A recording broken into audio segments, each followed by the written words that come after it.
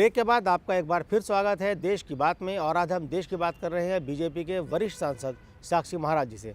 साक्षी जी, break पर जाने से पहले आपने बात की आतंकवाद एक अंतर्राष्ट्रीय मुद्दा है, पूरी दुनिया के सामने एक बड़ी चुनौती के रूप में खड़ा हुआ है। दुनिया के करीब करीब हर हिस्से में आतंकवाद है और हर तरह का आतंकवाद है।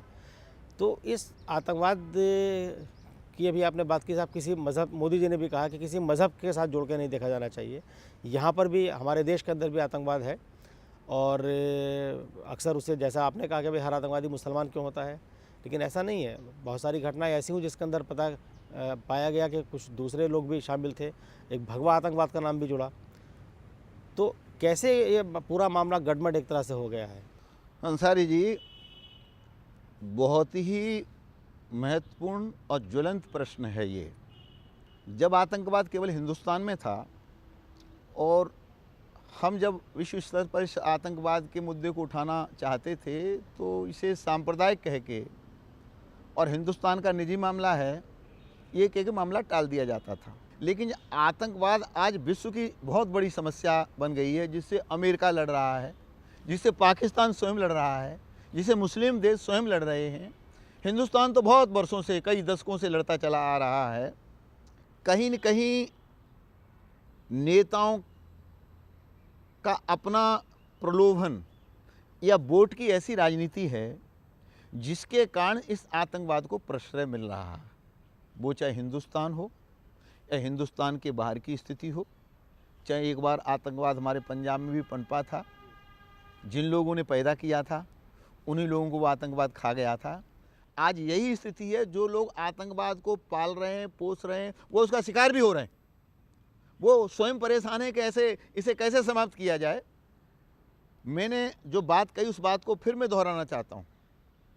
मैं ये नहीं कहता कि हर मुसलमान आतंकवादी है, पर किसी अपवाद को छोड़ करके जितने आतंकवादी पकड़े जाते हैं वो केवल और केवल मुसलमान होते हैं।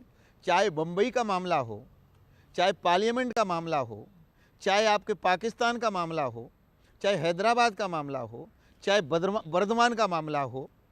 जहाँ तक हिंदू कोई धर्म नहीं है, एक शब्द है। जहाँ तक हिंदू का प्रश्न है, हम लोग तो चींटियों को आटा पिलाने वाले आदमी हैं, खिलाने वाले आदमी हैं, हम सांपों को दूध पिलाने वाले आदमी हैं।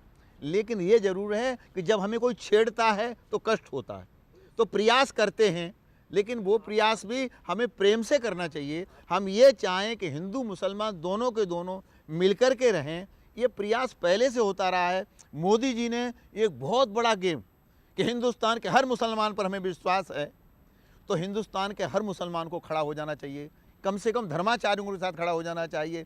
फिर कोई मुसलमानों का मसीहा बनने वाला व्यक्ति ये कहे कि हम नरेंद्र मोदी को देश का प्रधानमंत्री नहीं मानते, हम उसे अपना नेता नहीं मानते, तो आखिरकार वो कहना क्या चाहते हैं? और वो पाकिस्तान से एक प्रधानमंत्री को बुलाएंगे, हिंदुस्तान के प्रधानमंत्री का विरोध करेंगे, तो स्वाभाविक रूप से मुसलमानों के ऊपर उंगली उठेगी कि राष्ट्र की मुख्य धारा से जुड़ने का प्रयास नहीं कर रहे। ऐसे लोग जिनके पास अपनी ज़मीन नहीं है, जिनके पास अपना वोट नहीं है, जिनके कहने से उनके मोहल्ले के घर के लोग वोट नहीं डालते, उन पर आखिर राजनीतिक दल क्यों चर्चा, उनसे क्यों बात करते हैं, उनसे क्यों डील करते हैं? ये प्रवृत्ति कब खत्म होगी? राजनीतिक दल कम से कम हम लोग बात नहीं करते। उसके लिए तुष्टीकरण की राजनीति करने वाले लोग, चाहे वो कांग्रेस के हों, चाहे सपा के हों, बसपा के हों, अन्य पार्टियों को हों, उन्होंने उस व्यक्ति को सिर पर उठा रखा है। हमने सिर पर नहीं उठा रखा। हमने तो कह दिया उनसे, साफ साफ कह दिया कि कुत्तों की दावत में शेर नहीं जाया करते। आपने हमको नहीं बुलाया, मत बुलाइए, उसका हमको कोई मलाल नहीं है। प्रधानमंत्री आपकी दावत के लिए नहीं बैठे कि आप दावत देंगे तभी प्रधानमंत्री दावत में आएंगे। लेकिन ये गलत काम उन्होंने किया और मुझे इस बात की प्रसन्नता है कि हिंदुस्तान के कुछ बुद्धिजीवी मुसलमानों ने इसकी आलोचना की, उनकी निंदा की। जो आप कह रहे हैं वैसा उन्होंने भी कहा, लेकिन एक नाम बड़ा है और वो नाम बड़ा ऐसा है कि पूरे मुस्लिम समुदाय को दागदार करने का प्रयास करता है। तो आप सबकी जिम्मेदारी होती है, मोदी कुछ बोले इसमें मैं कुछ बोलूं, ये उपयुक्त नहीं है। पर ये मुस्लिम समाज के लोग बोलें और कहें कि ये कुछ भी नहीं है, ये आपको कहना चाहिए। मुस्लिम समाज के लोग तो नहीं मानते। उन्होंने तो कहा था कि भाई कांग्रेस को वोट दीजिए, कहाँ कांग्रेस जीती। दूसरी बात यह है कि जिस मस्जिद पर वो बैठे हैं वो पुरातत्व विभाग के अंडर में आती है और पुरातत्व विभाग सेंट्रल गवर्नमेंट के अंडर में आता है। उसकी देखरेख की जिम्मेदारी दिल्ली वक्फ बोर्ड की है।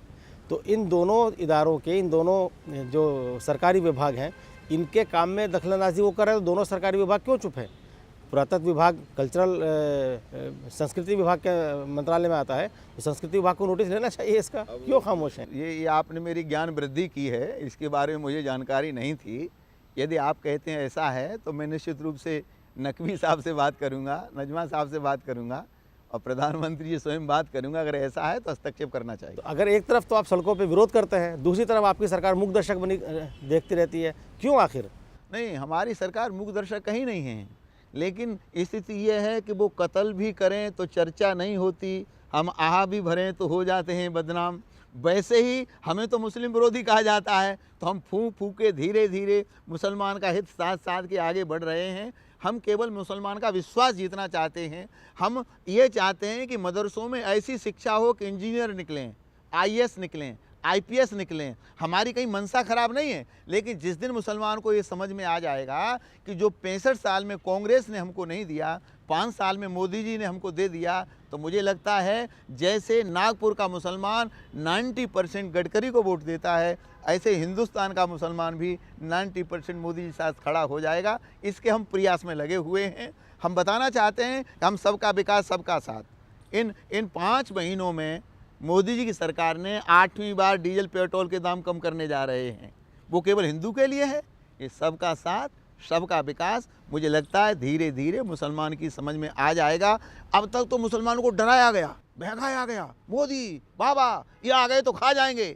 अरे हम तो प्याज नहीं खाते, लहसुन नहीं खाते, चाय नहीं पीते। मुसलमान हमारा भाई, हम तो वैष्णव लोग हैं, तो मुसलमान का हित करेंगे, हित कैसे कर सकते? साक्षी जी, आपके साथ बातचीत बहुत दिलचस्प हो रही है और दिलचस्प बातचीत को हम जारी रखेंगे, लेकिन फिलहाल वक्त हो चला है ब्रेक का। ब्रेक के बाद हम फ़ौरन हाजिर होते हैं और साक्षी महाराज के साथ इस दिलचस्प बातचीत को हम आगे बढ़ाते हैं। आप कहीं मत जाइएगा, बने रहिएगा हमारे साथ।